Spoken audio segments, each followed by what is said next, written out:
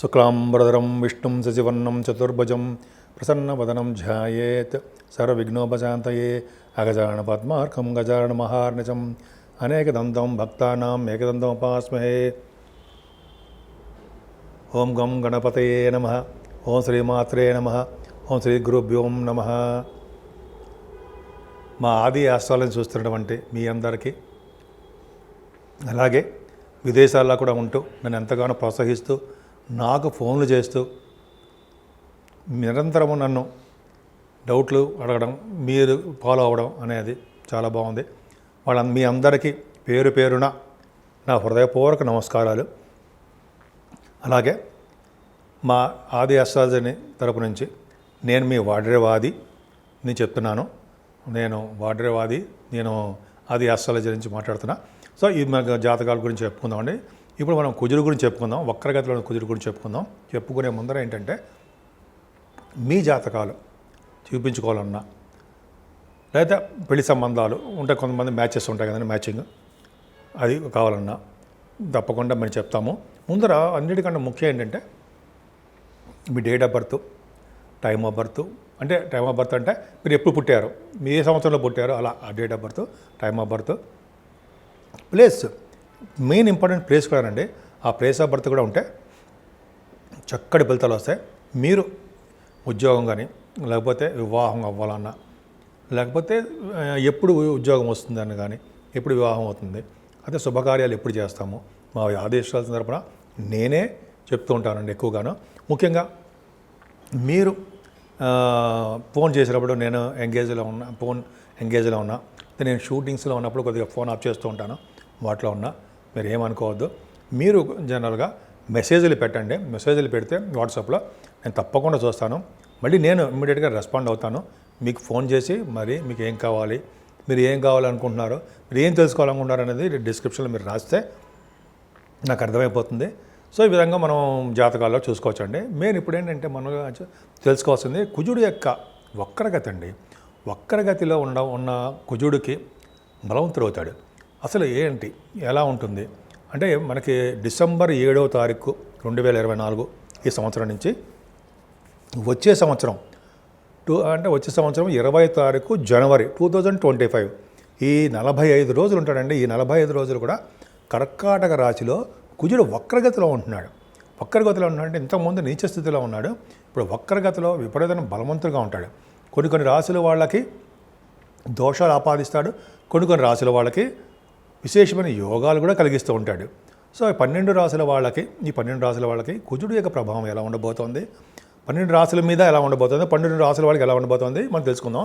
అంతకంటేనండి, మీకు జరుగుతున్న దశలు అనేది చాలా ఇంపార్టెంట్.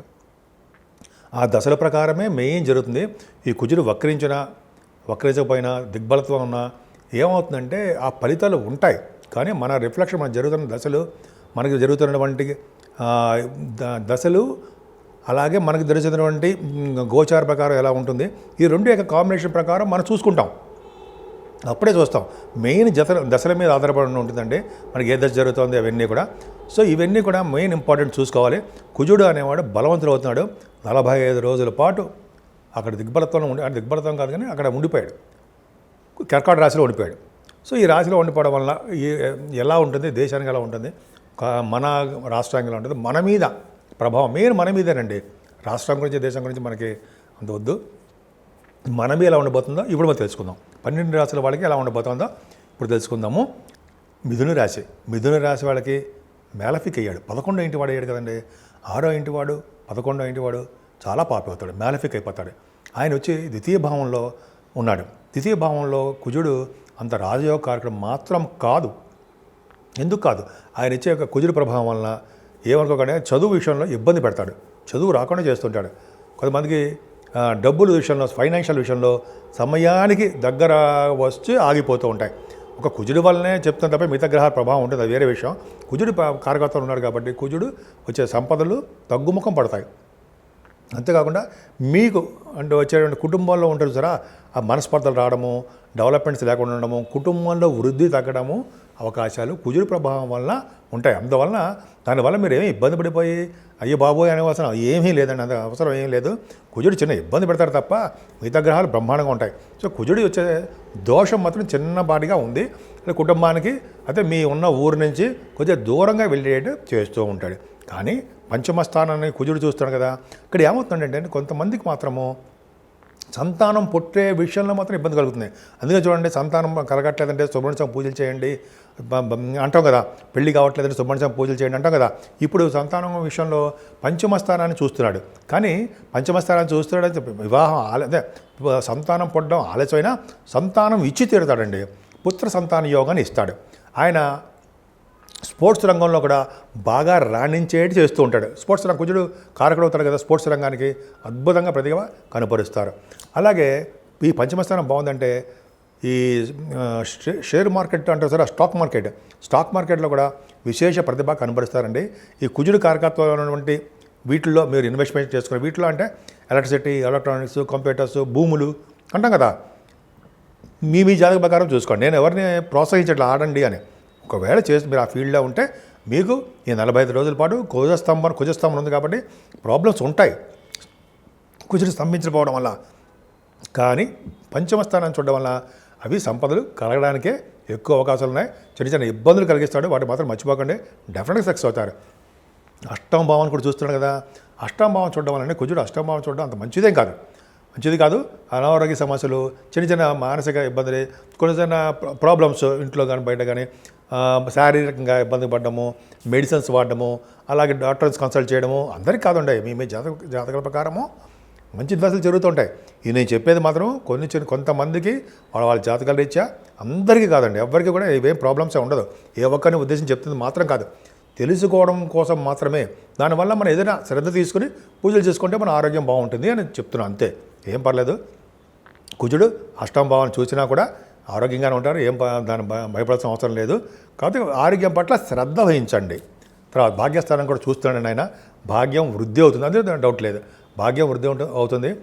మీ కొంతమంది ఫారిన్ కంట్రీస్ వెళ్ళడము, విదేశాల్లో సంపాదించుకోవడము, ఎడ్యుకేషన్ రీత్యా, అలాగే వ్యాపారాలు, కుజుడు కారకత్వాలు వ్యాపారాలు, అవన్నీ కూడా మీకు సక్సెస్ రేట్లు ఉంటాయండి. విదేశాలు వెళ్తారు, మీ వ్యాపారాభివృద్ధి కలుగుతుంది. భూముల వలన మీకు సంపదలు కలుగుతాయండి, భూలాభము కలగడానికి అవకాశం ఉంది. వస్త్రాలు, భూములు, అలాగే మీరు వాహనాలు, వస్త్రాల కంటే వాహనాలు, భూములు అధికంగా ఉండడానికి బాగుంటుంది. అదే మిథున రాశి వాళ్ళకి కుజుడు మేలఫిక్ అయ్యాడు, పాపేయాడు కాబట్టి విశేషంగా యోగించాడు.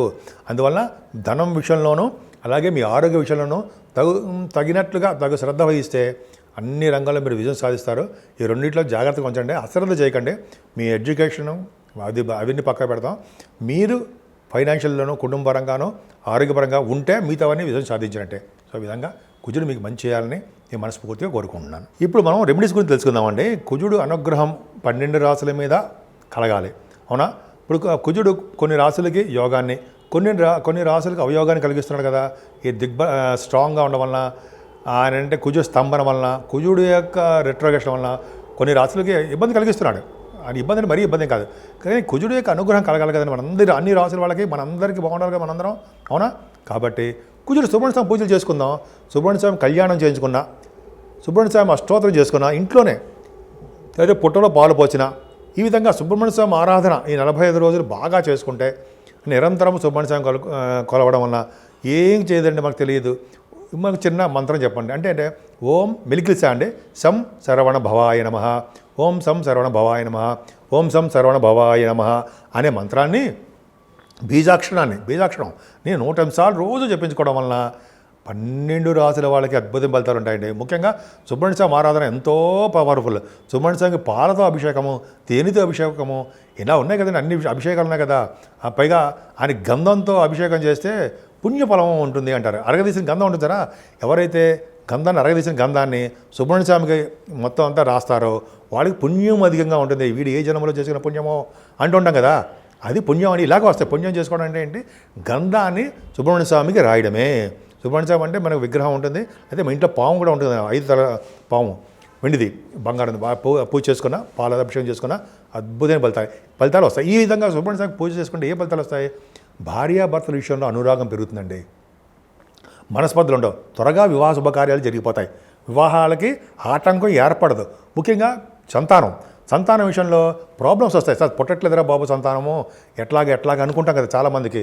కుజుడి ప్రభావం సర్పదోషం ఉంటుంది కొంతమందికి, అంటే రాహుకేతులకి కుజుడి ప్రభావం ఉంటుంది. ముందు కుజుడి ప్రభావం కాబట్టి పంచమ స్థానంలో సంతానం విషయంలో ఇబ్బంది కలుగుతుంది. కాబట్టి ఈ సుబ్రహ్మణ్య పూజ చేసుకుందాం, ఇబ్బందులన్నీ తొలగిపోతుంటాయి. అలాగే ఇంకా చెప్పాలంటే ఈ కొంతమందికి ఉద్యోగాల భద్రత ఉండదు. ఉద్యోగాల కోసం కూడా ట్రై చేసే వాళ్ళకి, విదేశాలు వెళ్ళడానికి ట్రై చేసే వాళ్ళకి, ఇలాగ అన్ని యాంగిల్స్ చూసి అంటే అన్నిటి ప్రభావం యొక్క కుజుడే కారకుడవుతాడు. ముఖ్యంగా సంతాన విషయంలోనూ, భార్యాభర్తల విషయంలోనూ, భార్యాభర్తలు విడగొట్టాలన్నా కలపాలన్నా కూడా ఆయనే కారకుడవుతాడు.